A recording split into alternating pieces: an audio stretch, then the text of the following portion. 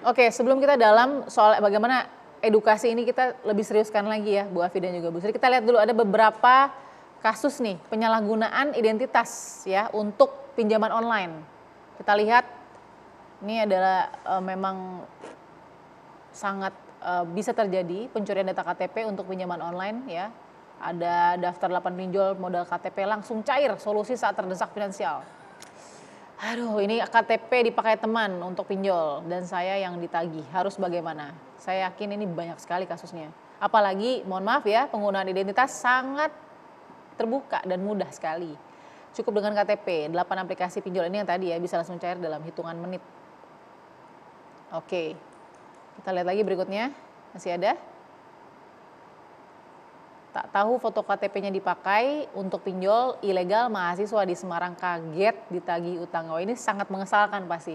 Karena sama sekali nggak tahu ada proses pinjaman online dan untuk kebutuhan itu. Oke, saya mau ke Ibu Afi dulu. Ibu Afi, tadi Mbak Devi sudah melihat sedikit ya analisa yang sudah cukup jelas juga. Tapi dari Ibu Afi melihat kasus ini bagaimana? Oke, saya melihat kasus ini pertama memang ada kesalahan memberikan identitas pada orang lain. Itu nggak boleh. Jadi kalaupun ada pemalsuan digunakan tidak sengaja, itu kita juga harus lapor. Tapi kalau sengaja berarti kita sudah tahu bahwa identitas kita dipakai orang lain. Nah itu berarti resiko kita udah tahu resikonya apa. Berarti tagihan bisa ke kita karena identitas atas nama kita, itu pertama. Yang kedua memang kita juga sebagai kalau meminjam secara langsung harus tahu dulu apakah ini legal atau tidak. Karena kalau ilegal itu otomatis tidak menjadi tanggung jawab institusi dari negara gitu. Sehingga nantinya ketika dia menjadi korban baru dia lapor kepada kepolisian. Itu pun kalau mereka punya bukti. Kalau nggak punya bukti biasanya orang kan kalau ditagih takut tuh.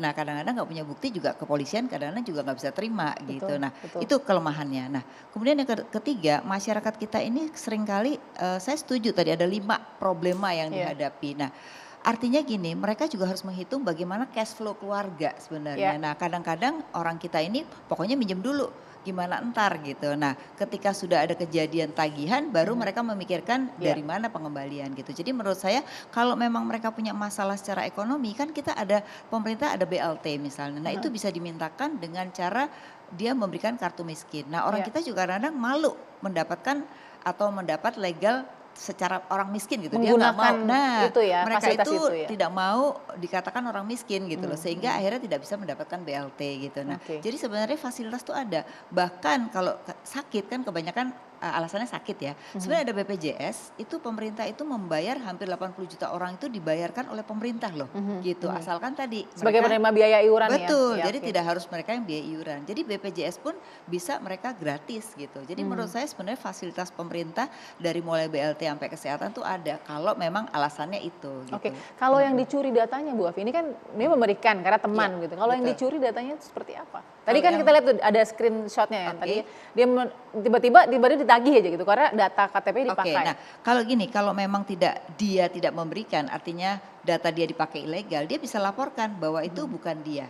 Nah tinggal mereka melaporkan mana nomor handphonenya kalau mereka di telepon gitu.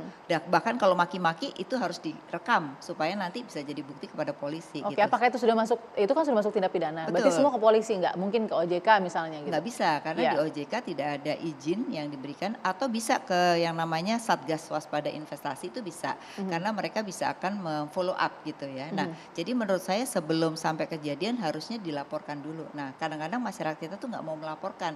Nanti kalau udah kejadian yang sudah buruk sekali baru melaporkan gitu. Nah ini jadi memang harus waspadanya kita itu harus melihat apakah kita itu memberikan secara langsung atau tidak. Kalau tidak kita juga harus tetap laporkan. Gitu. Oke, baik. Yang jadi parameter buat Ibu Afi apa? Untuk mengetahui pinjol ini sudah ya mati satu tumbuh seribu lah ibaratnya yang ilegal ya. Nah ini ada salah satu hal yang menurut saya perlu diregulasi oleh pemerintah khususnya adalah nomor handphone.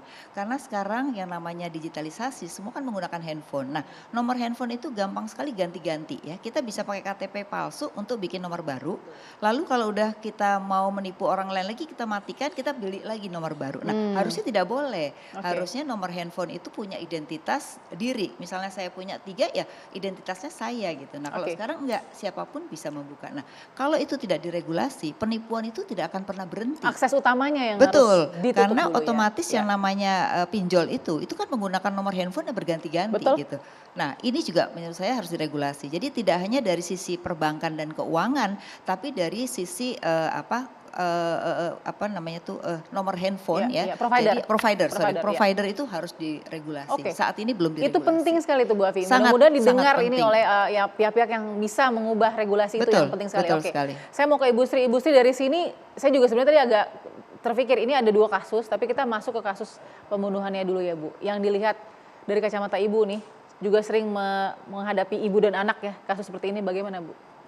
Ini cukup pelik, ya. Cukup pelik karena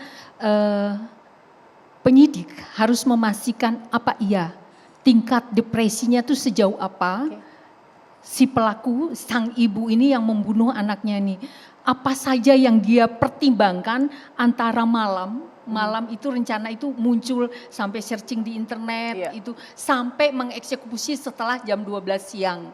Nah ini polisi harus benar-benar menggali sejauh mana tingkat depresinya di samping tetap kerjasama dengan ahli di bidang itu. Tetap. Nah oleh karena ini kasus-kasus yang begini ini memang TV One bagus ini mengangkat ini.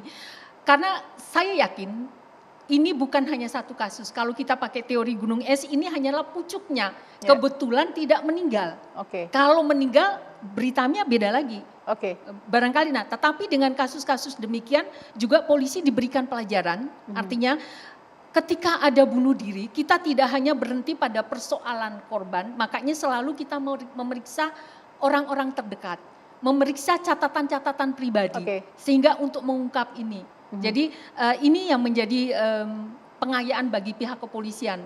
Tapi terkait dengan pinjol, upaya pihak kepolisian itu sudah tidak kurang-kurang ya. Semenjak ini menjadi kebijakan nasional di tahun lalu, ini sudah banyak yang ditindak, bahkan sudah menerapkan tindak pidana pencucian uang.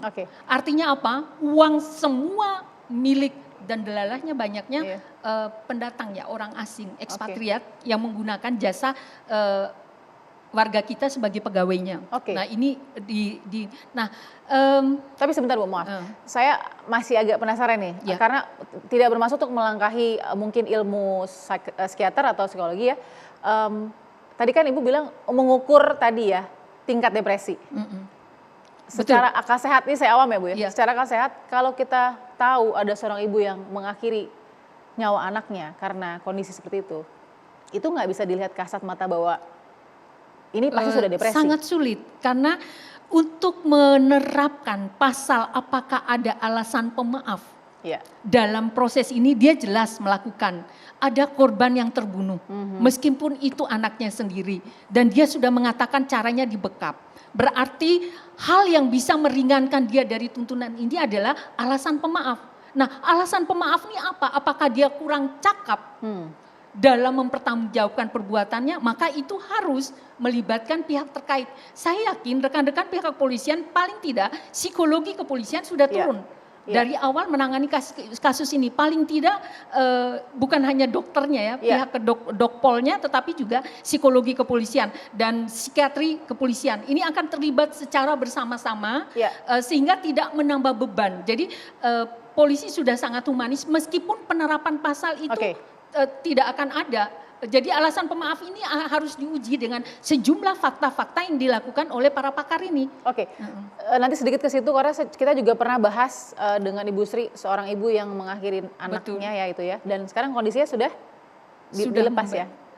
Masih ada di dalam pembinaan ya Bu ya? Iya, masih ada di dalam pemantauan. Dalam pemantauan untuk kemudian bagaimana kondisinya nanti itu masih dilihat. Nah, saya akan sambung lagi masih tentang efek domino pinjol yang kemudian berujung maut. Ini sangat ironis. Sesaat lagi tetap di Perempuan Bicara.